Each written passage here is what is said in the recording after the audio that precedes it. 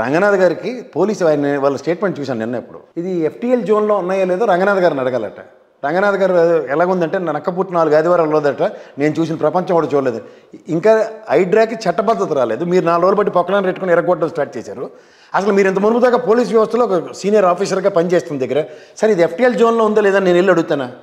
అసలు ప్రభుత్వం first of all ఒక రిజిస్ట్రేషన్ అథారిటీస్ని, మున్సిపల్ అథారిటీస్ని అండ్ సంబంధిత MROల్ని ఫిక్స్ చేసి గ్రేటర్ హైదరాబాద్లో మీరు ఏ ప్రాతిపదిక మీద వీళ్ళందరికీ FTL జోన్లో ఇల్లులు నివాసయోగ్యాలు ఉన్న ఇల్లులు కానీ లేకపోతే బిల్డింగ్లు కానీ ఏదైనా పెట్టుకోవడానికి ఎలా పర్మిషన్స్ ఇచ్చారని ప్రభుత్వం ఒక కఠినమైన చర్యలు తీసుకోబోతోంది వీళ్ళందరి మీద అని చెప్పి ఫస్ట్ 3 నెలలు లేకపోతే 6 నెలలు టైం ఇస్తున్నాం. ఎందుకంటే ఈ ప్రభుత్వం 5 సంవత్సరాలు ఉంటుంది కాబట్టి FTL జోన్లో ఉన్న వాటిలన్నింటినీ ఎరగొడతామని ఒక చేతమని ఇస్తూ మేము వాళ్ళు దీనికి చట్టబద్ధత కల్పిస్తూ హైడ్రా లాంటి వ్యవస్థని డిప్లాయ్ చేసాం.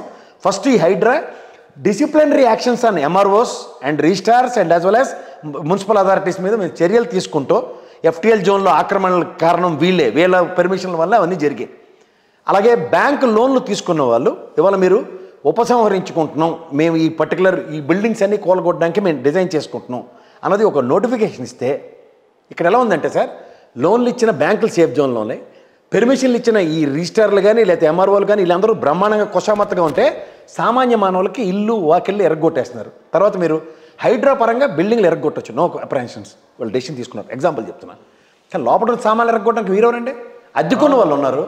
అట్లీస్ట్ మీరు తిరుపతి రెడ్డి గారికి ఒక ఆయనకి నోటీస్ ఇచ్చారు రేవంత్ రెడ్డి గారి బ్రదర్కి, ఆయనకైతే టైం ఇస్తారా? సామాన్య ప్రజలకి టైం ఇవ్వరా? వాళ్ళు ఖాళీ చేసి పోవడానికి నేను ఆవిడ ఏడుస్తుంది నన్ను చంపిండ్రా బాబా ఎందుకు ఈ బాధ అని. ఇది ఎక్కడ విడ్డూరం అండి? ఇది ఎక్కడ విడ్డూరం నాకు అర్థం కాదు. నిజంగా చెప్పాలంటే ఒక ప్రభుత్వ కార్యక్రమాలని మనం ఆక్షేపించి మాట్లాడడానికి మనకు హక్కు లేదు, నిజమే అది చేయొచ్చు. కానీ దానికి ఒక చట్టబద్ధత కల్పించండి, ఒక పబ్లిక్ డొమైన్లో నోటిఫికేషన్స్ ఇవ్వండి, వాళ్ళకి సమయం ఇవ్వండి. 10 రోజులు ఖాళీ చేసేయాలండి. ఫస్ట్కి ఎరగొడతాం, నిన్న ఎరగొట్టిన దానికి ఫస్ట్కి ఎరగొట్టడానికి తేడా లేదు సార్. వాడు ఖాళీ చేసుకుని పోతారు కదా సామాన్లను పట్టుకొని, వాడు ఇంట్లో ఉన్న నివాసయోగ్యమైన సామాన్లు ఎరగొట్టడానికి ఒక్కోడు ఇచ్చాడు. ఈరోజు హైడ్రాకి చట్టబద్ధత లేదు కదండి. రంగనాథ్ గారు A అనే బిల్డింగ్ని కూల్చాల్సిన దానికి B అనే బిల్డింగ్ని కూల్చేశాడు అనుకున్నాం. తప్పు జరిగిపోతే రేపటి రోజు ఆ B అనే బిల్డింగ్కి నష్టపరిహారం ఎవరు కట్టాలి? ఇప్పుడు అదే జరిగింది కదా ఇప్పుడు అయ్యప్ప లేదు. ఇప్పుడు ఈ రోజు ఇన్ని కూల్చారు, రేపటి రోజు కోర్టు అనేది చట్టభద్రత లేని ఈ హైడ్రాని శిక్షిస్తున్నామో లేకపోతే తప్పనో ఏదో ఆర్డినెన్స్ జారీ చేసింది అని అనుకుందాం. అప్పుడు ఈ నష్టపరిహారాన్ని భరించేది ఎవరు? దీనికి ఒక ప్రొసీజర్ ఎలా ఉండాలంటే సార్ ఫస్ట్ గౌరవ న్యాయస్థానాలకి సార్ FTL జోన్లో మేము కన్స్ట్రక్షన్స్ని అబాలిష్ చేస్తూ జీవో ఇచ్చాం సార్. దీని మీద ఎవరెవరైతే మీకు వచ్చి కోర్టుకు వచ్చి స్టే ఆర్డర్లు తీసుకుంటారు, ఇప్పుడు దానికి నాగార్జున 10 ఏళ్ళు బట్టి స్టేలో ఉన్నాడు అతను. ఇలాంటి స్టేల ఆర్డర్లు మీరు దయించి ఇవ్వకండి సార్, ఇది ప్రభుత్వం తీసుకున్న నిర్ణయం. ఎందుకంటే ఉపద్రవాలు వచ్చినప్పుడు ఎలా మనం మునిగి వెళ్తున్నాం మన అందరికీ తెలుసు కదా. ఇది ఫస్ట్ గౌరవ న్యాయస్థానానికి ఇచ్చి ప్రభుత్వం ఒక స్టే ఆర్డర్ తెచ్చుకోవాలి. FTL జోన్లో ఎవడో వెళ్ళి స్టే ఆర్డర్ తేకుండా ఉండడానికి ఇది ఫస్ట్ పని.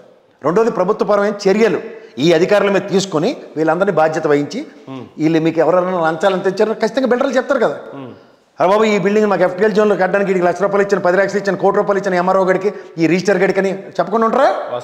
తోలు తీసి ఆ పనికిమాల వాళ్ళ దగ్గర నుంచి డబ్బులు వసూలు చేసి ఇవన్నీ మీకు వెనక్కి ఇప్పిస్తున్నాం.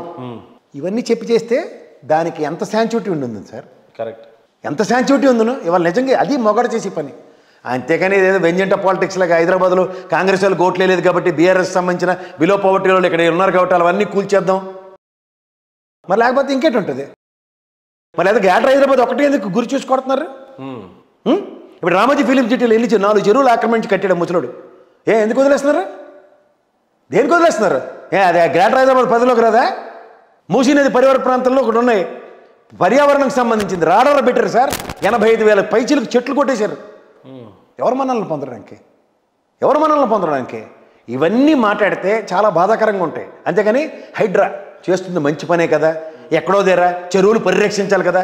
చెరువులు పరిరక్షించడానికి అండర్ కన్స్ట్రక్షన్ బిల్డింగ్లో కూడా కనబడుతున్నాయి మిగిలినవి. పర్మిషన్ కూడా ఇచ్చాడు ఫస్ట్ దానికి కొంత కట్టు ఫస్ట్. ఇప్పుడు మూసీ ప్రక్షాళన సుందరీకరణ అనే పేరు ఎక్కువ కనిపిస్తూ ఉంది.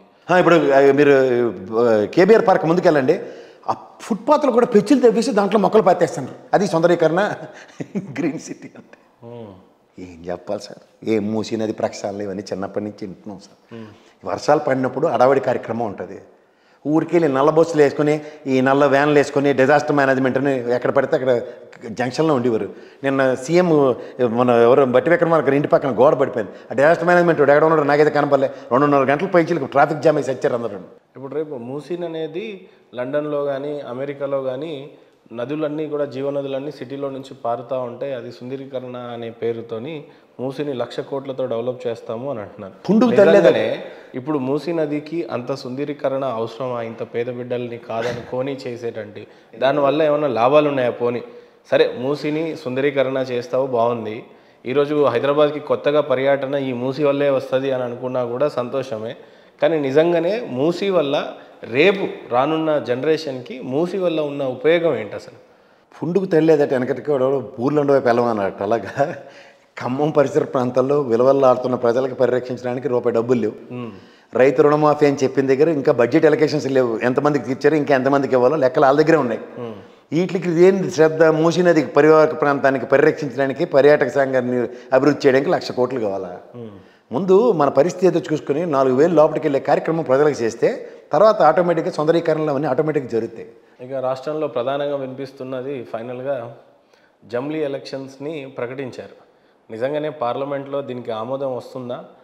దేశమంతటా కూడా జమ్లీ ఎలక్షన్స్ ఖచ్చితంగా రావడానికి సంకేతాలు ఏమైనా ఖచ్చితంగా కనపడతా ఉన్నాయి? ఖచ్చితంగా జమ్లీ ఎలక్షన్స్ వస్తే ఏ రకంగా ఈ దేశంలో పరిస్థితులు మారబోతున్నాయి అని అంటే ఏం చెప్తారు? సార్, మనకి భారతదేశంలో స్వతంత్రం వచ్చిన నుంచి కొన్నాళ్ళ పాటు మనకి జమ్లీ ఎలక్షన్స్ టైప్లోనే ఉండేవి. తర్వాత ఏంటంటే మనకి రీకాల్ సిస్టమ్ ఒకటి లేదు సార్. అమెరికా తరహా డెమోక్రసీని ఈ ప్రభుత్వం డ్రైవ్ చేస్తుందండి. వాళ్ళకి ఏంటంటే సూపర్ పవర్స్, కాన్స్టిట్యూషన్ అమెండ్మెంట్స్ ఇట్లాంటివన్నిటితోనూ కొన్ని జరగవచ్చు అన్న ఒక దీంట్లో ఉన్నారు. సో దానికి తగ్గట్టుగా ఇప్పుడు నథింగ్ బట్ ఫ్లోర్ మేనేజ్మెంట్. ఇప్పుడు రాజ్యసభలో స్ట్రెంత్ లేదు, ఉన్నది పార్లమెంట్లో ఎలాగైనా సరే వాళ్ళకున్న పవర్తో అధికారం వాళ్ళదే కాబట్టి సక్సెస్ అవుతుంది అనుకుందాం. But when it comes to Rajya Sabha చాలా ఖచ్చితమైన ఫ్లోర్ మేనేజ్మెంట్ కావాలి. అందులో అమిత్ షా గారు స్పెషలిస్టు. అయినా సరే ఉత్తరప్రదేశ్ ఎలక్షన్స్తో ముడిపెట్టి చేస్తారు.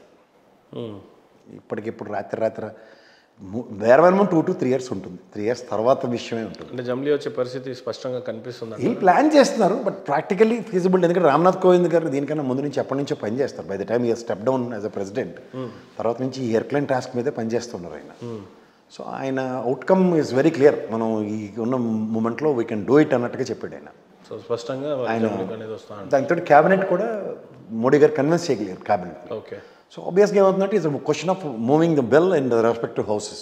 ఓకే, జమ్లీ ఎలక్షన్స్ అనేది ఒకవేళ వస్తేనే దేశంలో ఎలాంటి మంచి కానీ చెడు కానీ జరగవచ్చు దీనివల్ల? జమ్లీ మంచిది అంటారా? అంటే ఇప్పుడు మీరు డబుల్ ఇంజన్ సర్కార్ ఇవన్నీ దగ్గర బీజేపీకి ఒక ఎస్టాబ్లిష్మెంట్ పెరగడానికి ఛాన్సెస్ ఉంటాయి.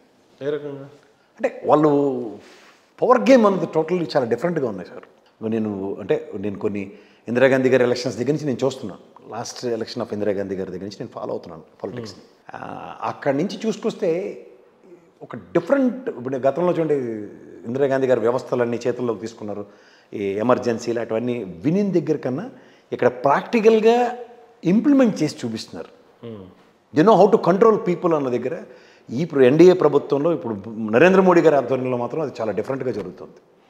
So if they want something, ఇప్పుడు చూడండి పూర్వం ఒకటి చెప్పేవారు, ఇఫ్ యూ వాంట్ సంథింగ్ అంటే యూ నీడ్ టు అచీవ్ అని. ఆయన అచీవ్ చేసి అది నాకు కావాలంటున్నాడు. అంటే ఖచ్చితంగా నాకు అది కావాలి అన్న కాన్సెప్ట్ డ్రైవ్ అవుతుంది ఇప్పుడు. ఓకే. పవర్ అన్నది ఎట్టి పరిస్థితుల్లో వదులుకోవడానికి అమిత్ షా గారు, నరేంద్ర మోడీ గారు రెడీగా లేరు, ఉండరు కూడా. సో ఆ ప్రిపరేషన్ ఏంటంటే పవర్ అన్న దాంట్లో they are driving their car in a different pace and different స్ట్రాటజీస్తో చేస్తున్నారు.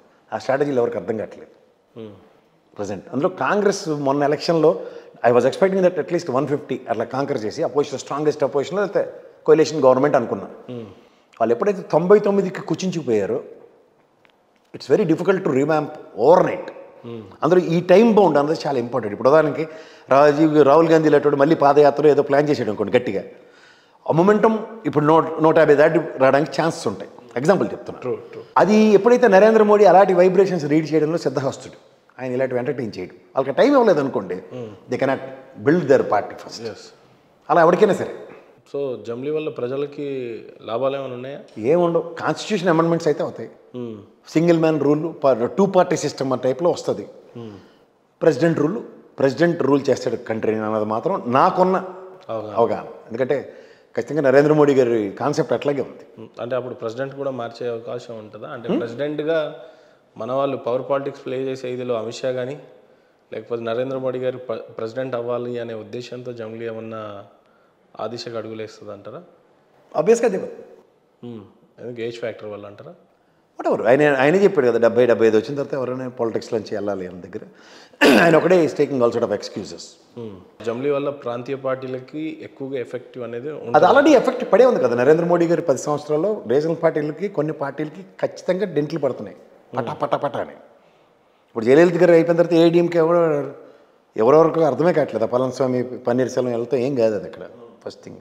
అలాగే మీరు నేను ఎప్పుడు ఎగ్జాంపుల్ చెప్పే వెస్ట్ బెంగాల్ 30 సంవత్సరాలు పరిపాలించిన కమ్యూనిస్ట్ పార్టీలు కాంగ్రెస్ పార్టీలు కనీసం రేసుల్లో లేవు ఇప్పుడు మీరు గమనిస్తే. Once they step in to that. ఇప్పుడు Bhubaneswar already they step in to the shoes of politics. Patnaik versus Naveen Patnaik గారికి వర్సెస్ వాళ్ళ BJP the stand still and strongest party కింద ఎస్టాబ్లిష్ అయిపోయింది సెకండ్ దీంట్లో. ఇప్పుడు when it comes to Andhra Pradesh దగ్గర ఈ చంద్రబాబు లాంటి అవకాశం ఎలా ఇచ్చాడో మీకే తెలుసు. Crystal clear. ఇప్పుడు 2 పిల్లులు కొట్టుకుంటే కోతి రొట్టె పట్టుకు వెళ్ళిపోయినప్పుడు వీళ్ళిద్దరు జడ్డిదనంతోనూ పవన్ కళ్యాణ్ లాంటి పార్టీని ఎమర్జ్ చేసి కూర్చోబెట్టాడు వాళ్ళు. సో దాంతో ఏమవుతుందంటే ఆప్షన్స్ ఎక్స్ప్లోర్ అవుతున్నప్పుడు డైల్యూషన్ పెరుగుతుంది. మంది ఎక్కువైతే మధ్యకి పలచడం. ప్రాంతీయ పార్టీల స్లోగన్లో ఇప్పుడు 3 ఓటు బ్యాంక్ 3 కింద స్ప్లిట్ అయ్యింది. ఆల్రెడీ 40-40 కాంకర్ చేసుకుని ఉన్నారు ఇద్దరు. మీరు చూసుకోండి కావాలంటే ఈయన ఇప్పుడు ఒకప్పుడు 6% కన్ఫైన్ అయినోడు ఎంత కాదన్నా 15-20% ఎగబాకే దగ్గర స్ప్లిట్టే కదా. అలాంటివి వాటిల్లో ఆ స్ట్రాటజీలో 1-2-3 ఫార్ములాస్లో బీజేపీ ఇప్పుడు సక్సెస్ చూస్తుంది. రైట్ ప్రసాద్ గారు, థ్యాంక్ యూ సో మచ్.